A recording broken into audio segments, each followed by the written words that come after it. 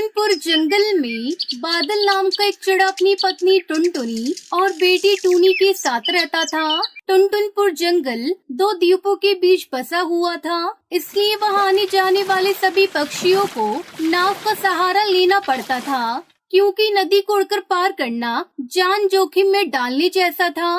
बादल चिड़ा भी कई सालों से पक्षियों को एक जगह से दूसरी जगह पहुंचाने का काम किया करता था। वो पक्षियों को जंगल के अंदर और बाहर छोड़ने का काम करता था। एक दिन बादल चिड़ा को घर आने में देरी हो गई, जिस पर टुनटुनी उससे पूछती है, आप तो हर रोज सूरज ढलने से पहले घर आ जाते थे जी, फिर आज आने में इतनी देर क्यों हो गई? आज कुछ पक्षी नाव में बैठे थे, लेकिन दूसरे किनारे उतरने पर वो अपना बैग नाव में ही भूल गए, इसलिए कुछ देर वहीं खड़ा रहा, ये सोचकर कि शायद वो अपना बैग वापस लेने आए। तो फिर वो पक्षी आया क्या? हाँ टुनटुनी, उस बैग में बहुत सारी जरूरी दवाइयाँ थी। अगर मैं वहाँ उनका इंतजार नहीं करता तो न जाने कितने पक्षियों की जान चली जाती। इसलिए इनाम के तौर पर उन्होंने बहुत सारी सब्जियाँ और बेटी टूनी के लिए कुछ चॉकलेट और बिस्कुट दिए हैं। ये लो बेटा, और सुनो, तुम ये सब्जियाँ अंदर रख दो, सुबह के खाने के काम आएंगी।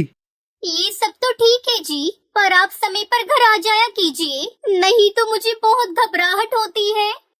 तुम बेवजह चिंता करती हो मेरी। अच्छा ठीक है बाबा, कल से जल्दी आ जाया करूँगा। बादल चिड़ा दूसरों की सहायता करने के लिए सदैव तैयार रहता था और उसकी इसी आदत से टुनटुनी चिड़िया हमेशा चिंता में रहती थी। ऐसे ही समय बीतता जाता है और फिर एक दिन कालू नाम का कौआ बादल चिड़ा को कुछ सामान देते हुए कहता है, बादल, नदी के दूसरी ओर मेरी बहन रहती है। कुछ दिनों में उसकी बेटी की शादी है। तुम्हें ये बैग उस तक पहुंचाना है। इसमें बहुत कीमती सामान है। इस गांव में वैसे तो और भी बहुत सारे नौका चालक हैं, लेकिन तुम एक अकेले ही हो जिस पर मैं आंख मूंद कर विश्वास कर सकता हूँ। आप बिल्कुल बेफिक्र रहो जनाब, आपका काम हो जाएगा। दोपहर होने तक आपका सामान आपकी बहन तक पहुंच जाएगा और फिर मैं भी समय पर घर चला जाऊंगा। आज मैंने अपनी पत्नी टुनटुनी को घर जल्दी आने का वादा जो किया है। इसके बाद बादल चिड़ा उस कीमती सामान के साथ नदी के उस पार जाने के लिए निकल पड़ता है। तभी कुछ लुटेरे उनकी बातें सुन लेते हैं और वो बादल का पीछा करते हुए उसके पीछे पीछे चल पड़ते हैं। लेकिन इस खतरे से बादल चिड़ा लगातार अपनी नाव चलाते हुए आगे बढ़ रहा था। लेकिन जैसे उसकी नाव घने जंगल के बीच से गुजरती है, तभी वो लुटेरे उसे घेर लेते हैं। तुम वहीं पर ठहर जाओ। अगर अपने घर आज जिंदा जाना चाहते हो तो वापस लौट जाओ। अभी मौका दे रहा हूँ वापस लौटने का। अगर हमारी बात नहीं मानी तो तुम्हारी लाश ही घर जाएगी। लेकिन तुम लोग हो कौन भाई, और मुझसे क्या चाहते हो? मैं तो तुम्हें जानता भी नहीं। वे जानकर करेगा भी क्या? अब बातें कम कर और चुपचाप अपनी नाव और ये बैग छोड़कर निकल जा यहाँ से। और अगर ज्यादा चालाक बनने की कोशिश की तो अपनी जान से भी हाथ धो बैठेगा। लेकिन बादल ना तो उनकी धमकियों से डरता है और ना ही उन पक्षियों से, और उनकी बातों को अनसुना करते हुए आगे की ओर निकल पड़ता है और जितनी तेजी से अपनी नाव चला सकता था वो चलाने की कोशिश करता है। पर बेचारा बादल करता भी क्या, वो अकेला था और लुटेरे बहुत सारे। धीरे धीरे सारे लुटेरे उसको चारों तरफ से घेर लेते हैं। दूसरी तरफ दोपहर से टुनटुनी बादल चिड़ा की राह देख रही होती है, लेकिन अब तो अंधेरा होने वाला है, पर बादल जी अभी तक घर नहीं लौटे। मैंने इन्हें कितना समझाया है, फिर भी ये मेरी बात नहीं मानते। तभी कालू कौवा उसके घर आता है। बादल, अरे ओ बादल। लेकिन वो तो अभी तक नहीं आए जी। आज तो दोपहर को घर आने वाले थे, लेकिन अब तो रात होने को है और अभी तक वो आए नहीं। उनका काम खत्म होने में और कितना समय लगेगा? मैं भी इसी दुविधा में हूँ टुनटुनी जी कि वो अभी तक आया क्यों नहीं। मुझे बादल पर पूरा भरोसा है। अभी तो अंधेरा होने वाला है, लेकिन सुबह होते मैं खुद उसको ढूंढने जाऊंगा।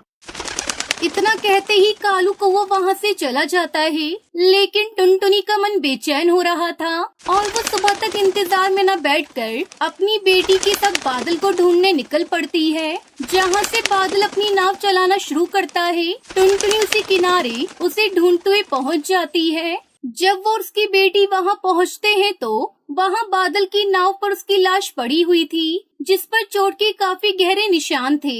बादल की लाश को देखकर टुनटुनी चिड़िया फूट फूट कर रोने लगती है।